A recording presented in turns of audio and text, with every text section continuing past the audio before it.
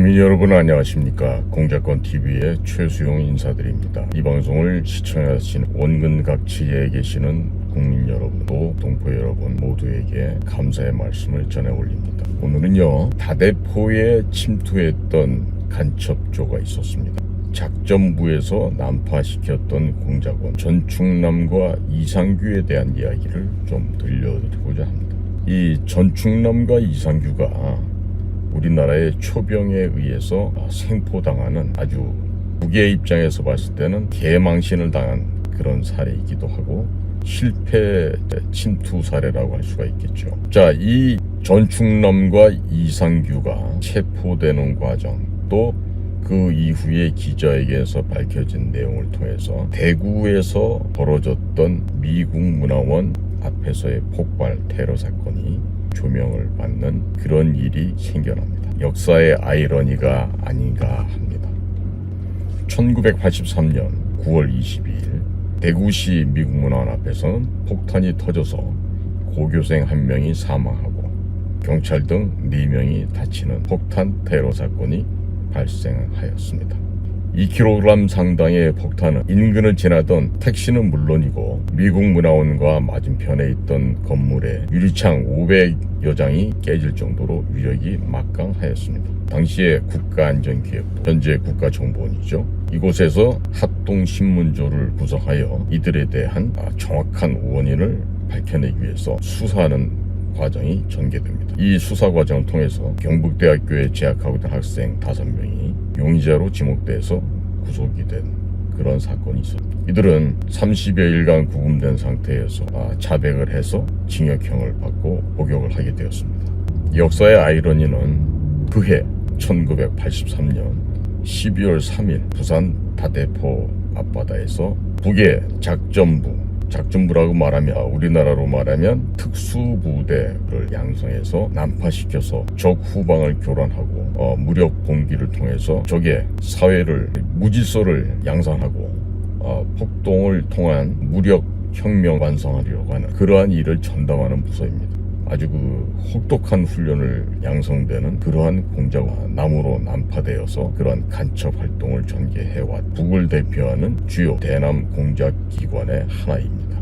이러한 작전부에서 양성된 간첩조들은요, 다대포 해안을 침입해서 들어오다가 대한민국 초병에 의해서 발견되고 현장에서 격투를 하면서 자살까지 시도했지만 결국에 자살 못하고 생포되고 맙니다. 이들을 해안가에 내려주고 북으로 도주하던 공작선은 맹렬한 속도로 도주를 했지만 결국에 대한민국의 명령에 의해서 바다에 수장되는 그런 일을 겪게 됩니다. 난파 임무를 띄고 왔던 공작 모선, 공작 자선, 또 침투조 모두가 죽거나 생포되는 그러한 성과를 거행했던 다대포 간첩 사건이라고 하겠습니다.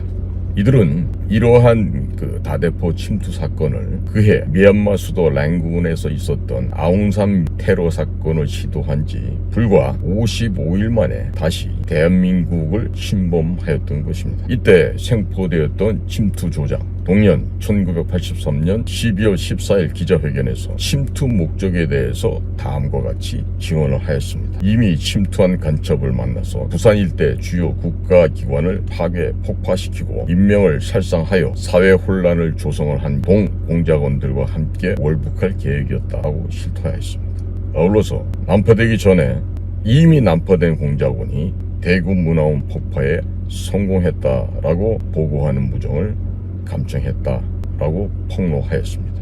대구 문화원 앞에서 벌어졌던 폭탄 테러 사건이 누가 했다?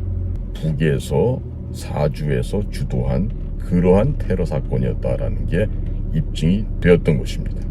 자, 이에 대해서 수사당국은 당황하긴 했지만 경북대학교 용의자 5명에 대해서는 반공법, 국가보안법상의 반국가단체 고무 찬양 동조죄, 집회 및 시위에 관한 법률 위반죄, 이런 혐의로서 징역형을 구형한 바가 있었습니다.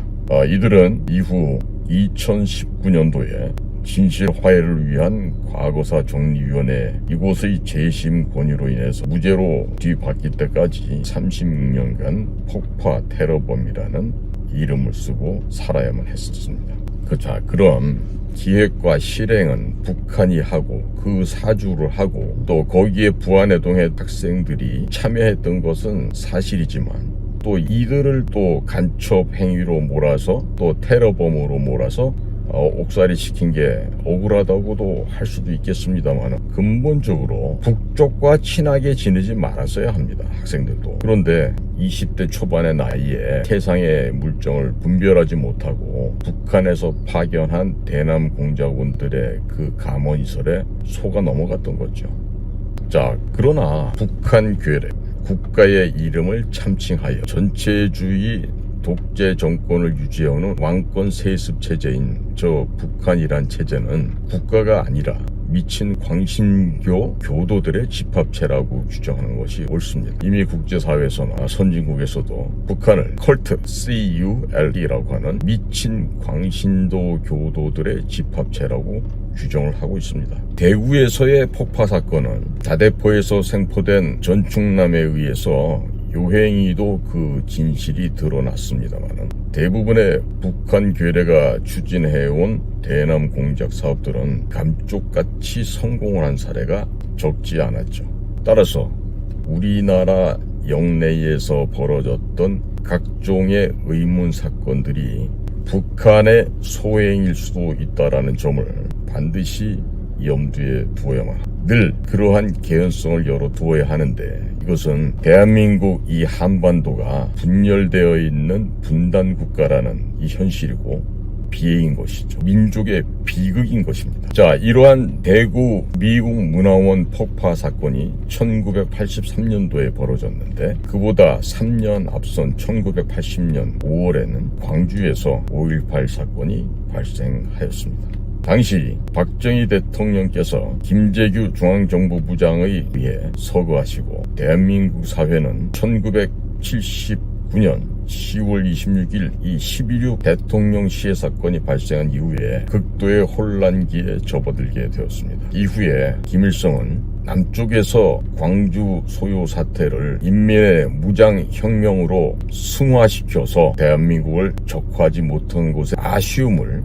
두고 토로하였다고 합니다. 즉 이것은 우리의 주적인 북한 괴뢰 입장에서 봤을 때는 남한을 적화시킬 수 있는 절호의 기회였는데 그 기회를 버렸다고 하는 안타까움을 이야기하고 있는 것입니다. 이렇게 자나 깨나 어떻게 하면 대한민국을 집어먹을 수 있을까 궁리만 하고 있는 것들의 집합체입니다. 이들은 언제 어디에서나 대한민국을 욕먹이고 대한민국에 피해를 주고 대한민국의 국가 안전을 파괴함으로써 그냥 대한민국 전체 이 한반도를 적화 통일시키려고 하는 그 일념으로 지나간 70여 년의 세월을 지탱해왔던 것이죠. 뭐를 통해서요? 전제주의 세습 왕조 체제의 유지하라는 이 뒤떨어진 해괴망측한 정치 체제를 유지하면서 북한 괴뢰 도당들은 그와 같은 일을 지금 이 순간에도 획책하고 있는 것입니다. 김영삼 정부 시절에 정치권의 타협이라고 해야 되나요? 야합이라 그래야 되나요? 이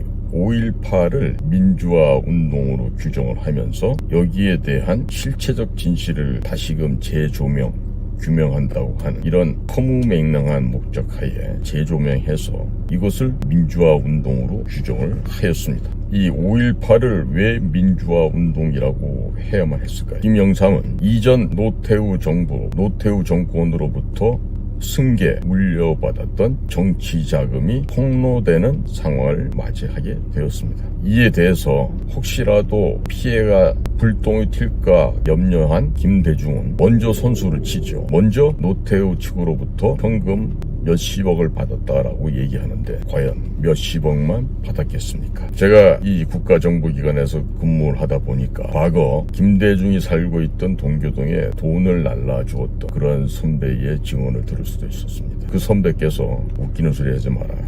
얼마나 많이 갖다 줬는데 이런 말씀을 제가 전해드린 적이 있었습니다. 광주에서 벌어졌던 5.18 사태, 이 북한에서 주도했던 폭동이었다, 이런 것을 증언해주는 탈북인들도 있었죠. 또 이 사태를 연구했던 그러한 정치인, 학자, 언론인 여러분들이 있어 왔습니다. 하지만 이런 모든 연구나 조사 과정들이 소위 정상적으로 발표되거나 일반 시민들과 공유될 수 있는 환경은 지금까지 아닌 매우 비정상적인 모습을 진행되고 있는 것이 현실입니다. 이렇게 올바른 증거, 객관적인 사실이 나오지 못하도록 막는 것은 전체주의 사회, 공산주의 사회에서나 가능한 일 아니겠습니까? 근데 왜 이런 일이 자꾸 벌어질까요? 왜? 이 민주화 운동이 이런 민주운동의 측면과 또 폭동적인 측면, 북한이 개입했느냐 안 했느냐, 이런 여러 가지들이 좀 혼재되어 있습니다. 아직도 이 역사적인 객관적인 사실에 대해서는 진실을 밝히려는 노력이 부족해 보이는 것도 사실입니다. 자, 그런데 최근 들어서요, 5.18을 민주화 운동이다, 이런 개념으로만 규정을 했었는데 이에 대한 부작용이 지금 발생을 하였습니다. 전라남도 광주에 5.18 유공자로 지정받았던 분들께서 이제 가짜 유공자 척결위원회라는 이런 단체를 만드셨어요. 그리고 최근 그분들이 5.18 가짜 유공자 척결 투쟁위원회 이 명의로 여의도 국회에서 기자회견을 주장한 내용을 보면 2019년도 기준으로 하여 5.18의 서훈자가 15,180명을 그동안 5.18 서훈자, 즉 유공자로 인정을 받았는데 이 사람들에 대한 전수조사를, 가짜 5.18 유공자를 가려내달라라는 요청을 하였습니다.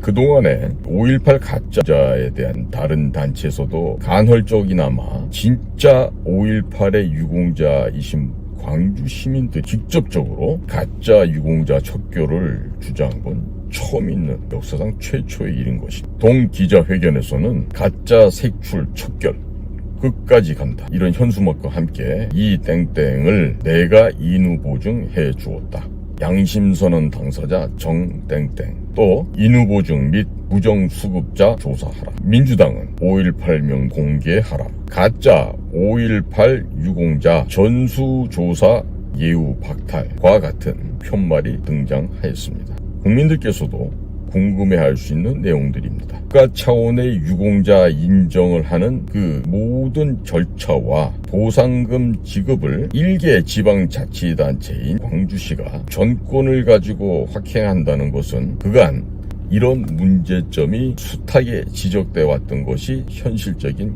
객관적인 사실인 것입니다. 자, 민주화의 봄으로 이끌어졌던 1980년도에 광주에서 벌어졌던 5.18 사건, 이것은 우리 민족의 역사에 있어서 매우 우리 스스로가 가슴 아픈 현실이었습니다. 또 이 현실을 우리 국민이, 우리 스스로가 극복을 하지 못하면 극복 못할 이런 문제로서 특정 전라남도 광주시에만 국한되어 있는 그런 문제는 아닙니다. 북한하고 관련이 되어 있기 때문에, 또 북한을 제외시켜 놓고 우리 쪽만의 문제라고 이렇게 하기에도 곤란한 측면이 많이 있습니다. 자, 지금까지 국가에서는 거액의 혈세를 가지고 광주 5.18 민주화 유공자들에 대한 보상을 해왔고 줄기차게 현금이 투입되었습니다. 그리고 그 후손들은 종 예우와 특혜를 받는 유공자가 되었고, 또 이러한 유공자가 되는 과정에서 한두 사람이 인후 보증을 함으로써 그냥 용이하게 유공자로 결정되는 이러한 일의 한두 건이 아니었던 것으로 지금 밝혀지고 있습니다. 그러므로 공개 못하고 공개를 거부하는 것도 떳떳한 행동은 아니라고 보여집니다. 이번에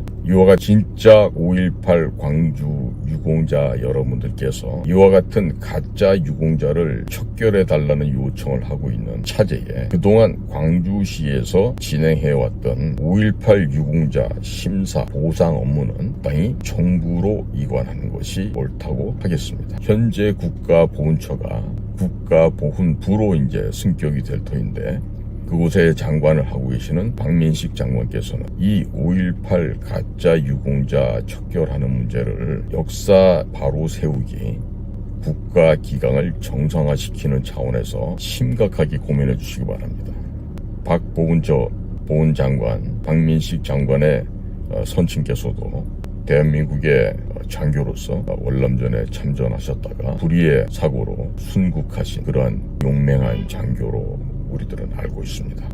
박민식 장관께서는 그러한 가문에 제대로 유지 발전시키고 아버님의 그 높은 뜻을 기려서라도 국가의 이 보훈 업무를 담당하는 지휘관으로서 올바른 결정, 올바른 판단을 해서 이 역사 바로 세우기, 국가 기강을 정상화시키는데 꼭 선도적인 역할을 해주시기를 간곡히 부탁드립니다. 오늘도 이 방송을 경청해 주신 모든 국민 여러분들께 감사드리고 오늘도 복된 시간으로 가득가득한 그러한 시간이 국민 여러분들이 되시기를 바랍니다.